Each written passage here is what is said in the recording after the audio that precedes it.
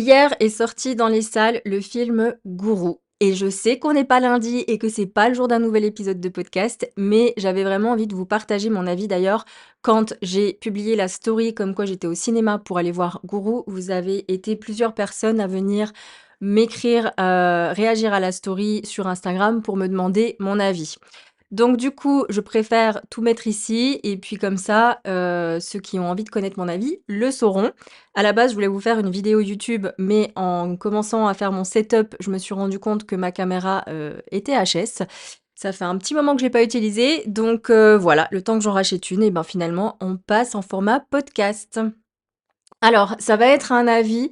On n'est pas ici sur, une critique, cinématographique. Je vais pas parler, de du jeu d'acteur, de la réalisation du film, toutes ces choses qui sont reliées plutôt à une critique, du film en lui-même. Mais j'avais envie de donner mon avis d'un point de vue de quelqu'un qui a suivi des coachings, qui a dépensé des milliers d'euros dans des coachings, soyons honnêtes, dans des séminaires et de le point de vue d'une personne qui accompagne aussi, des personnes, qui propose du coaching. Bon, ceux qui me suivent depuis longtemps sur Instagram, vous savez que j'ai toujours eu du mal avec ce terme de coach et je pense que hier, quand j'ai vu le film, j'ai compris pourquoi. C'est parce que ce que j'aime pas, c'est pas tant le mot en lui-même, c'est à quoi il a tendance à être associé. Donc déjà, je vous rassure, il y aura pas de spoil dans ce podcast. Je vais pas vous spoiler des intrigues du film. Donc vous pouvez l'écouter tranquillement, c'est vraiment juste un avis personnel, et subjectif, voilà. Alors, c'était vraiment très intéressant. Donc le film, pour vous dire, brièvement l'histoire, c'est on suit en fait, un coach qui est, numéro 1 sur le territoire français. C'est le coach number one, qui, organise des séminaires à grande échelle, qui est très suivi, qui est vraiment au sommet de sa carrière. Et donc on voit l'avant-scène, ce que les gens voient et puis on voit les coulisses, l'arrière-scène. Ce qu'on a tendance à ne pas voir, n'est-ce pas? Notamment, aussi sur les réseaux sociaux. Rappelez-vous, c'est une parenthèse qu'on vous montre toujours ce qu'on veut vous montrer. Ce n'est qu'un minime pourcentage de la réalité de ce que vivent les personnes et on a tendance à fantasmer à partir de quelques contenus, quelques stories, toute une vie alors que la réalité est peut-être autre. Donc, hem, on va commencer par mon point de vue en tant que, personne qui est tombée dans le coaching, dans la marmite du coaching en tant que cliente. Donc, pour la faire bref, en 2018, j'ai vécu une année, très difficile d'un point de vue personnel et il m'est vraiment arrivé quelque chose de traumatisant. Et donc du coup, j'ai commencé à remonter la pente parce que j'étais bien entourée, parce que voilà, j'ai eu par la force des choses pris des décisions, j'étais aussi soutenue là-dedans et donc à cette époque-là, je vivais au Canada, je suis rentrée en France et puis, ben, j'ai commencé à écouter des podcasts. Donc j'ai commencé à écouter les podcasts d'une coach. Alors je dévoilerai aucun nom sur le podcast, il y aura pas de gossip là-dessus, vous n'aurez aucun nom des personnes que je vais mentionner. Parce que voilà, j'ai pas envie de créer de la polémique et puis c'est vraiment, c'est pas le plus important là-dedans.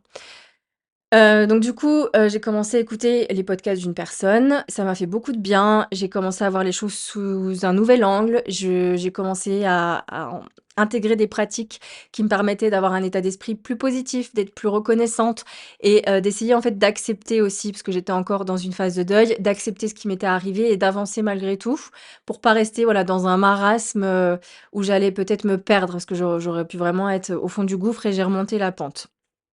Donc du coup, ça m'a fait beaucoup de bien et puis forcément j'ai commencé à adorer cette coach puisque, tout ce qu'elle partageait, bah, ça me parlait. J'ai l'impression qu'elle me parlait à moi. C'était les débuts, du dev perso, comme on le connaît, aujourd'hui sur les réseaux sociaux. Il y avait pas encore énormément de monde sur le marché et donc du coup, c'était aussi un peu le début des podcasts, hein, en France en tout cas et donc voilà, je tombe là-dedans et puis, ben, forcément, cette personne finit par annoncer, qu'elle, organise, sa première re retraite, à Bali et donc là, moi, j'ai carrément envie, d'en faire partie parce que, bah, tout ce qu'elle fait me parle, j'ai envie d'être au contact de cette personne, voilà, j'ai envie de la rencontrer puis en plus, Bali, j'étais jamais allée. Moi qui adore voyager, c'était l'occasion. Donc, à cette époque-là, je j'étais pas encore à mon compte. Je travaillais, comme saisonnière en Suisse, parce que quand je suis revenue de France, j'avais plus d'argent clairement et donc du coup, je suis repartie, dans un établissement où je bossais déjà avant de partir au Canada, pendant mes études et du coup, j'ai fait ma saison là-bas donc pendant, 6-7 mois. Donc j'avais de l'épargne de côté, j'avais largement, de quoi m'offrir des choses comme ça et d'investir là-dedans. Il y a vraiment eu un avant, un après. Je regretterai jamais d'avoir mis un pied dans le développement personnel via ce podcast et je serai toujours reconnaissante par rapport à cette personne de m'avoir, sans le savoir, permis de mettre un pied là-dedans. Donc je fais la retraite et tout ça. C'est très chouette, c'est tout nouveau pour moi, c'est un monde un peu nouveau et puis à la fin de cette retraite vient, la proposition d'un accompagnement collectif de coaching que, qui est annoncé, en fait, en fin de retraite et donc là, forcément, il faut s'imaginer que quand on fait une retraite, dans un environnement différent, où on est boosté tous les jours, où on fait des choses incroyables, où on a les émotions vraiment, au top du top pendant une semaine et aussi qu'on remue des choses parce que c'est ça aussi, il y a des cercles de parole, il y a des choses qui remontent à la surface, on n'y va pas pour rien aussi, on y va, bah, maintenant oui, ça commence à devenir, des espaces où on a juste envie de prendre soin de soi, de prendre un temps pour soi. À ce moment-là, les retraites commencent à arriver en 2018, c'était plus, parce qu'on venait chercher quelque chose, on avait besoin de guérir sur un point spécifique. Alors peut-être pas tout le monde, mais en tout cas moi c'était mon cas aussi. Donc tout avait beaucoup ça avait beaucoup remué beaucoup de choses pendant toute la semaine, ce que j'avais vécu moi personnellement et donc du coup, à la fin, je suis carrément sous le coup de l'émotion et puis on nous annonce, ce coaching, on nous hype par rapport à ça, on nous met aussi un peu, bah, cette pression très marketing, un peu l'effet, d'urgence, genre on propose un tarif, avantageux mais vous décidez genre dans les 24 heures ou quelque chose comme ça ou aujourd'hui seulement il y a ce tarif.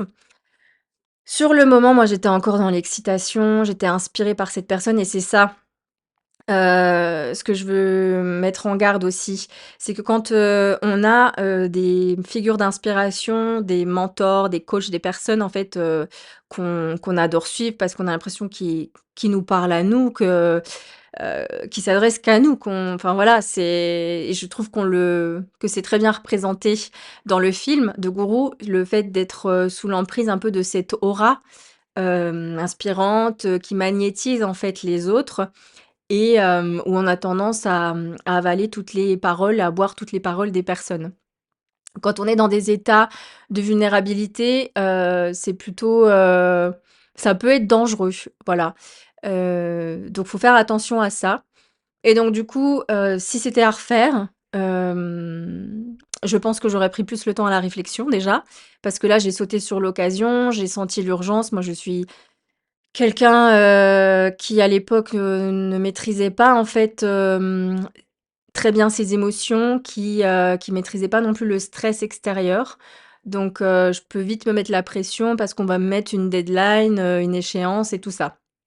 Voilà, maintenant j'ai appris, notamment grâce au human design dont je parle beaucoup sur le podcast. Donc je pense qu'aujourd'hui je vais pas dire cette erreur, mais je ferai pas les choses, comme ça. Je regrette pas d'avoir fait ces choix parce que j'y ai rencontré des personnes, très chouettes. Après, je vous mens pas que si c'était à refaire, est-ce que je ferais le coaching? J'en sais rien, en fait. Je peux pas vous dire: «Je le ferai pas», je le ferai. Mais voilà, c'est arrivé, j'ai trouvé après en prenant du recul.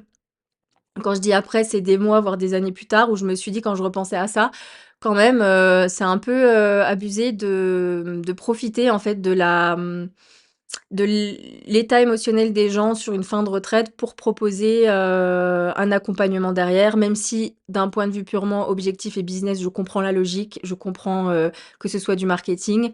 Ça reste qu'on est des humains et que voilà, faire en sorte que les gens rejoignent le plus vite possible en utilisant l'émotion comme levier, ce qui est, fait depuis la nuit des temps, que ce soit dans le coaching ou pas, c'est pas ouf. Et donc du coup, pour revenir sur ce côté émotionnel et faire un pont avec le film, c'est que, ben, ces espaces-là, quand on va dans des séminaires, quand on peut aller aussi dans des retraites, là, dans le film, on a plutôt l'aspect, séminaire. Donc que ce soit sur un week-end, sur, plusieurs jours, en général, voilà, ça dure 2-3 jours. On est dans, une, bulle. On est vraiment dans un petit microcosme qui se crée pendant, cette période de séminaire avec plein de gens en général. Surtout si c'est des coachs de renommée, des figures publiques qui ont vraiment, de l'autorité et de l'impact dans leur domaine, comme c'est le cas dans le film avec, Coach Matt, du coup, qui est interprété par Pierre Niney. On est pendant 3 jours dans ces émotions, dans ces, je dirais même ces montagnes russes émotionnelles. Et les coachs ont des équipes derrière, tout est orchestré, pour créer de l'émotion, pour créer, des larmes, pour créer de la joie, pour créer de la motivation avec des musiques, avec du storytelling. Tout ça, c'est savamment pensé. Il faut arrêter de croire que c'est purement, aléatoire, que ça vient comme ça, qu'ils suivent un flow. Non, i c'est orchestré derrière. Si on va dans des séminaires, à la Tony Robbins ou Joe Dispenza, c'est des choses qui font toute l'année, ils vont pas à chaque fois changer. Alors bien sûr, c'est jamais les mêmes clients, donc forcément, ça va peut-être être des histoires différentes, mais la trame est la même. Voilà, c'est ça que je veux dire. C'est pensé, c'est réfléchi, c'est stratégique. Donc du coup, on est comme ça avec vos émotions et puis, en général aussi, bah, il y a toute cette énergie parce qu'il y a beaucoup de monde donc on sent une émulation collective et puis on vous envoie de l'amour, on vous dit que vous méritez, on vous dit que vous êtes génial et puis dès que vous avez tendance à remettre un peu en question les choses, on va vous dire, d'ailleurs j'avais fait un post Instagram là-dessus, sur le love bombing dans le développement personnel et la spiritualité. Où on va tendance à faire monter, monter, monter ces énergies, ces émotions hautes d'amour, de joie, d'inspiration, de volonté, d'accomplissement de soi et cetera. Et puis si, vous commencez à douter ou à remettre en cause, les vérités qui vous sont partagées, dans le prisme de la personne, que vous suivez, du mentor, du coach, et ben, on va avoir tendance à vous dire: «Non mais c'est que t'es pas prête, c'est encore ton ego qui parle». On Il y a encore des techniques derrière de manipulation pour ne jamais, en fait, remettre, en question ce que dit le coach ou le mentor.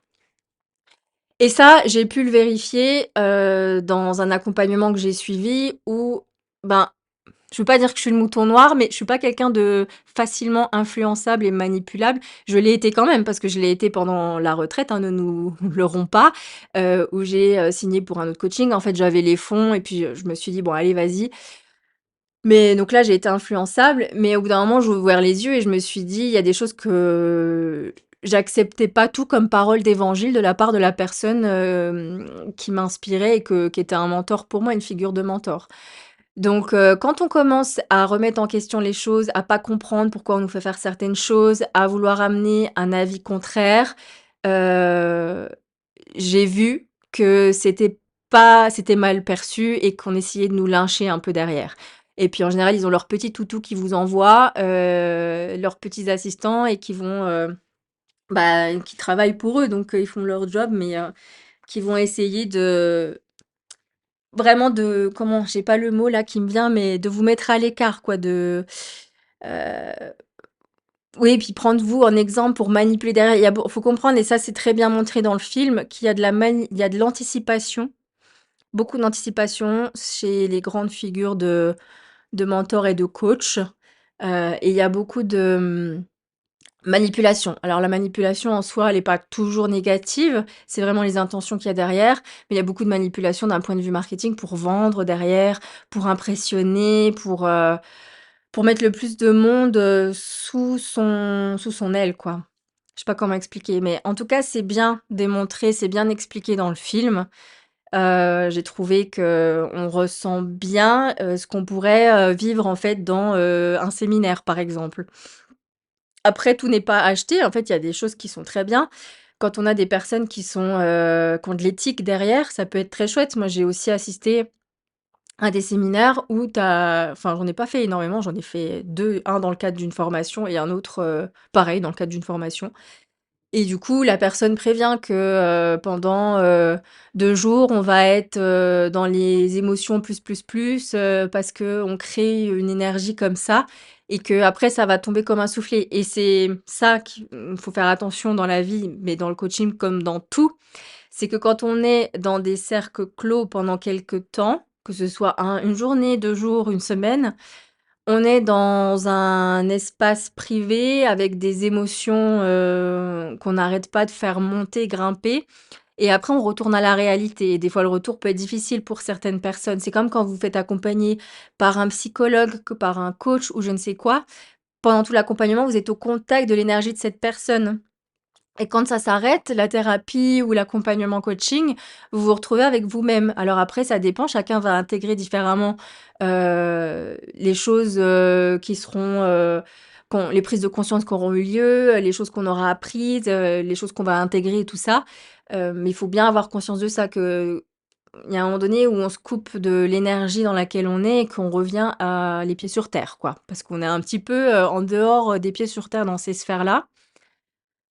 Et toujours, en fait, faire attention, à votre discernement, à votre esprit critique. Vous avez le droit de ne pas être d'accord avec tout ce qui est dit, en fait. Et si on vient vous «lyncher» entre guillemets, c'est un mot un peu fort, mais bon, c'est un peu ça, parce que vous avez tendance à penser autrement et que vous l'exprimez, attention, voilà. Et j'aime bien aimer aussi dans le film le fait qu'il montre qu'on peut vite devenir une copie en fait de la personne qui nous inspire, du coach ou du mentor, qu'on a tendance en fait à vouloir, faire comme cette personne, lui ressembler et ça j'ai pu le voir aussi beaucoup, dans ces sphères-là.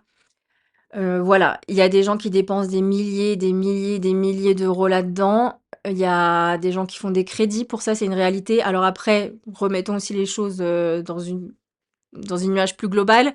Oui, il y a des gens qui peuvent faire des crédits pour, s'offrir un coaching et il y a des gens qui vont faire aussi des crédits pour, pouvoir jouer, au casino, pour pouvoir s'acheter, peut-être, des choses, matérielles, enfin voilà. Il y a des gens qui peuvent faire des crédits pour plein de choses. Après, ça, c'est un débat, encore, différent, mais en tout cas, on voit le cas, dans le film aussi. Je trouve que le film est assez représentant de la réalité. Alors bien sûr, c'est une fiction, mais bon, pour moi, la fiction est jamais vraiment loin de la réalité. Il faut juste savoir un peu faire la part des choses et prendre du recul avec ce qui est montré. Parce que pour moi, il y a vraiment, différents types de publics qui vont aller voir ce film. Il y a ceux qui se sont lancés dans le coaching, les entrepreneurs. Il y a ceux qui, se sont fait coacher et qui aimeraient peut-être se lancer dans le coaching. Ceux qui se sont fait coacher, qui sont peut-être déçus. Ceux qui voient ces milieux-là d'un mauvais œil et qui donc vont venir encore confirmer leurs croyances sur le fait que, c'est sectaire et cetera. Il y a vraiment différents types de profils qui vont regarder ce film et donc tout le monde aura une interprétation différente. Moi, j'ai essayé de regarder ça avec un œil, objectif quand même, mais forcément, j'ai été dans ces milieux-là, plus maintenant, et puis, ben, maintenant j'accompagne, mais j'ai compris aussi pourquoi. Je fais partie de ces coachs qui ont pas, non plus, énormément de succès, en fait, parce que les techniques marketing qu'il faudrait faire pour se démarquer dans ce milieu du coaching qui a explosé depuis, le confinement, ça ne me ressemble pas, ça matche pas avec mes valeurs, ça marche pas avec mon éthique, et j'ai pas envie en fait de fonctionner comme ça tout simplement. Donc bah, on peut admirer ceux qui font ça, c'est OK. Après, ben, voilà, moi j'accepte aussi, que, bah, le coaching, c'est pas mon métier à part entière, je fais d'autres choses à côté et c'est OK, je prends du plaisir avec les personnes qui choisissent de se faire accompagner par moi. Donc voilà, autre chose aussi dans le film qu'on voit et pour moi, c'est aussi pour nous préparer à une potentielle réalité qui va arriver dans un futur plus ou moins proche, parce que la fiction, le 7e art a aussi ce rôle-là, de venir normaliser des situations pour habituer, notre cerveau à mieux accepter ce qui pourrait arriver dans la réalité. Et là, sans vous spoiler, c'est juste que ça évoque le fait que, le coaching devrait être réglementé parce qu'il faut comprendre que le coaching ne l'est pas actuellement. Les coachs ne sont pas obligés d'avoir une certification, un diplôme, d'État reconnu pour, être coach, pour utiliser le mot coach, pour proposer des offres de coaching. Sauf que c'est un business qui est devenu tellement juteux et où il y a de plus en plus de monde qu'à un moment donné, c'est sûr que l'État va s'y intéresser et que, on va potentiellement devoir, passer des certifications ou des choses comme ça. Pardon, là, chacun a son avis. Est-ce que c'est bien? Est-ce que c'est pas bien? Je sais pas. Moi, j'ai toujours été un petit peu sceptique parce que je me dis: N'importe qui peut passer, enfin avoir le diplôme et au final, peut-être que pour moi l'expérience de vie prime aussi beaucoup. La façon avec laquelle, on aborde la vie, avec laquelle on aborde les challenges, ce qu'on a été amené à vivre dans notre chemin de vie, comment on y a fait face et tout ça, c'est ça nos expériences. Pour moi les expériences, elles sont dans la vie. Donc si vous avez quelqu'un, de 18 ans qui passe un diplôme et qui est coach de vie, ben, je veux pas vous dire que la personne n'est pas légitime parce que ça se trouve, il y en a plein qui ont des vies incroyables, que ce soit dans le bon ou dans le mauvais, même en étant jeune. Mais, il y a quand même pas encore beaucoup de recul dans l'expérience de vie donc, OK, ben, le coach sera certifié, mais est-ce que vraiment il va pouvoir aider, une personne, qui a des problèmes spécifiques? Je sais pas. Donc moi, ça m'a jamais dérangé de pas être certifiée coach. Je me suis jamais cachée de ça. J'ai toujours préféré plutôt suivre des formations type, sur la programmation neurolinguistique, sur la psychologie positive, sur, enfin sur des choses sur les interactions, la communication non verbale, les choses comme ça et puis, voilà, je suis un peu devenue coach par défaut parce que j'avais déjà ce truc-là en moi et qu'il fallait mettre une étiquette de coach pour, que les gens puissent identifier ce que je fais et c'est comme ça que je suis arrivée là, on va dire. Mais voilà, ça c'est quelque chose qui est évoqué dans le film et je pense que c'est pas anodin. Voilà, c'est pas juste de la fiction, ça risque d'arriver à un moment donné, à mon avis. Maintenant, d'un point de vue de personnes qui proposent des accompagnements, je vais pas vous mentir, il y a beaucoup de vérité dans ce film, parce qu'il y a beaucoup de personnes qui n'ont pas des intentions bienveillantes, qui sont surtout drivées par, le pouvoir, l'argent, le fait d'être la reconnaissance et tout ça. Je dis pas que c'est mal, c'est juste que des fois, ça peut pousser à faire des choses pas très, comment dire? On va dire éthique, j'allais dire pas très catholique, mais pas très éthique. Et ça, c'est une réalité, je l'ai vu dans les coulisses de plusieurs entrepreneurs, clairement, il y en a plein, ils se foutent de votre gueule, faut dire les choses comme ça. Il y a beaucoup de gens qui n'incarnent pas du tout ce qu'ils prônent. Il y a beaucoup de gens qui vous voient que comme des portefeuilles ambulants, qui veulent absolument vous maintenir dans leur écosystème d'offres. Plus vous êtes là-dedans, plus vous dépensez et finalement, je vois des gens aussi à l'extérieur, des connaissances que j'ai qui ont dépensé le triple, le quadruple, de moi, qui ont même fait des crédits pour se faire accompagner par des personnes les gens n'ont pas bougé d'un iota, en fait. Ils sont toujours au même endroit parce qu'on vous vend du rêve, on vous vend des choses qui ne sont pas accessibles en un claquement de doigts et on vous fait payer toujours plus pour ça et donc du coup, ben, il faut vraiment faire preuve d'intelligence et faire attention aux leviers émotionnels qui sont beaucoup utilisés là dans ces ben, dans ce système, dans ce secteur, dans beaucoup d'endroits, il y a plein de choses positives. Là, je vous parle un peu du négatif, mais on viendra aux choses positives aussi.